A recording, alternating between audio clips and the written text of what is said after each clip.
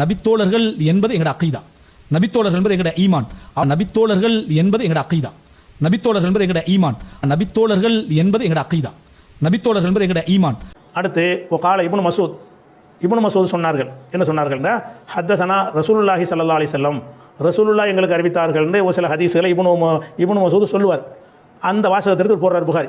பாருங்க, இப்னு மசூத் என்ன சொல்றாரு, ரசூலுல்லாஹ்ட்ட கேட்ட விஷயத்தை சொல்லும் பொழுது ஹத்தஸனா ரசூலுல்லாஹ், எங்களுக்கு ரசூலுல்லாஹ் அறிவித்தார்கள், ஹத்தஸனான்னு போட்டிருக்கிறார் பாருங்க, நேர கேட்டதுக்கு தான் அப்படி சொல்றாரு அப்படின்னு ஒரு ஆதாரம் எடுத்து காட்டுறார். அதுக்கடுத்து கொண்டு வர்றாரு கால, இதையும் கொஞ்சம் பெருசாகிக்கிறேன். ஒகால ஷகீக் அன் அப்துல்லா இப்னு மசூத் வழியாக ஷகீக் என்பவர் சொல்கிறாரு, சமயத்து நபிய ஸல்லல்லாஹு அலைஹி வஸல்லம் கலிமத்தன், இப்னு மசூத் சொன்னாங்களாம். எப்படி சொன்னாங்க, ரசூலுல்லாஹ்விடத்தில் ஒரு கலிமாவை, ஒரு சொல்லை நான் செவியுற்றேன் என்றும் சஹாபாக்கள் பயன்படுத்தியிருக்கிறார்கள். அதை என்ன கொண்டு வர்றாருன்னு கேட்டால், சஹாபாக்கள் ஹத்தஸனா என்றும் பயன்படுத்தியிருக்கிறார்கள். அது இப்னு மசூத் ஆதாரம். ரெண்டாவது ஆதாரம் என்ன காட்டுறாருன்னு கேட்டால், அதை இப்னு மசூத் சமயத்து நபியிடத்தில் கேட்டதுக்கு இந்த வார்த்தையை அவர் பயன்படுத்தியிருக்கிறார்.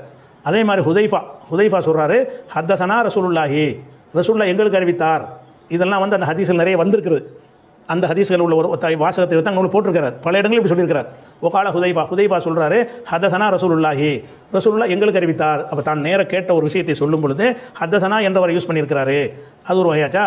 அதுக்கப்புறம் அன் என்பதற்கு ஆதாரம் காட்டுறார். ஒகால அபுல் ஆலியா சொல்கிறாரு, இப்னு அப்பாஸ் வழியாக, அவர் நபி, அவர் நபி வழியாக, அவர் ஃபீமா யர்வி அன் ரப்பிஹி, நபி ரப்பு வழியாக. ஹதீஸ குதுசி, ஒரு ஹதீஸ குதுசியில் என்ன வருதுன்னு கேட்டால், அதாவது இப்னு அப்பாஸ் சொல்கிறாங்க. எப்படி சொல்கிறாங்க, ரசூலுல்லாஹ்ட்ட கேட்டேன்னு சொல்லணும்ல, கேட்டேன்னு வார்த்தையை சொல்லாமல் இப்னு அப்பாஸின்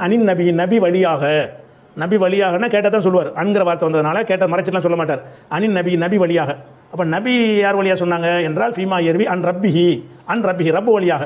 அப்போ அல்லாஹ் சொல்வதாக ரசூலுல்லாஹ் சொன்ன ஒரு ஹதீஸை இப்னு அப்பாஸ் அவர்கள் எடுத்து பேசும்போது எப்படி சொல்லுவாங்கன்னா, நபி ஸல்லல்லாஹு அலைஹி வஸல்லம் ஃபீமா யர்வி அன் ரப்பிஹி, ரப்பிடமிருந்து இறைவனிடமிருந்து அறிவிக்கக்கூடிய ஒரு செய்தியில் நபி வழியாக, இறைவன் வழியாக நபிகள் சொல்ல, நபிகள் வழியாக நான் அறிவிக்கிறேன் அப்படிங்கிறார். இப்போ அன்கிற வார்த்தையை போடுறாரு. இந்த அன்கிற வார்த்தைக்கு என்ன அர்த்தம், அது நேர கேட்டேங்கிறது தான் அர்த்தம். அதுக்கு ஒரு ஆதாரம் காட்டார். அதே மாதிரி அனசு சொன்னதாக ஒரு செய்தியை கொண்டு வர்றாரு. என்ன கொண்டு வர்றாரு, ஒகால அனசு சொன்னார்கள், அன் ரப்பிஹி, நபி ஸல்லல்லாஹு அலைஹி வஸல்லம் வழியாக, அவர்கள் ரப்பு வழியாக சொன்னார்கள் அப்படின்னு அனசில் சில ஹதீஸில் சொல்லும் பொழுது ஹதஸனா அக்பரனாவெல்லாம் போடாமல் நபின்றவர், நபி வழியாகன்றவர். நபி வழியான நபி சொன்னார்னு அர்த்தம். அன்கிற வார்த்தைங்க வந்திருக்குது. அன்கிற வார்த்தை வந்துச்சுன்னு சொன்னால் நேர கேட்டங்கிற வார்த்தைக்கு பயன்படுத்தப்பட்டிருக்கிறது. அதே மாதிரி அபூ ஹுரைரா சொல்றார், வகால அபூ ஹுரைரா பல இடங்களில் சொல்லியிருக்கிறார். எப்படி நபி ஸல்லல்லாஹு அலைஹி வஸல்லம் அன் ரப்பிக்கும், நபி வழியாக, நபிகள் இறைவன் வழியாக சொன்ன செய்தி அப்படின்னு எடுத்து காட்டுவார். அந்த இடத்துல சமயத்தோ கேட்டேன் அப்படின்னு வார்த்தையை போடாமல் வழியா அன், முஜாஹிது ஸ்டைலில் சொன்னால் தொட்டும் என்ன செய்கிறாரு, நபியை தொட்டும் ரப்பை தொட்டுங்கிற வார்த்தை வந்திருக்கு. இந்த வார்த்தைக்கு அந்த அர்த்தம் இருக்குது அப்படின்னு தலைப்பை போட்டார்.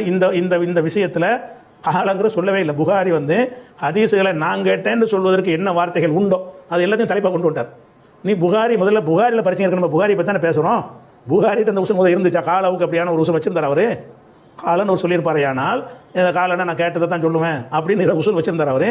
அப்படி உசூல் வைக்காதனால தான் என்ன செய்கிறார், அதை ஒரு பாடமாக போட்டு என்னென்ன வார்த்தைகள்லாம் நான் கேட்டேன் என்பதற்கு உரியது அப்படிங்கிறத ஹத்தஸனா அக்பரனா அம்பானா அன், இந்த 4 விதமான சொற்களை அவர் பயன்படுத்துகிறார்.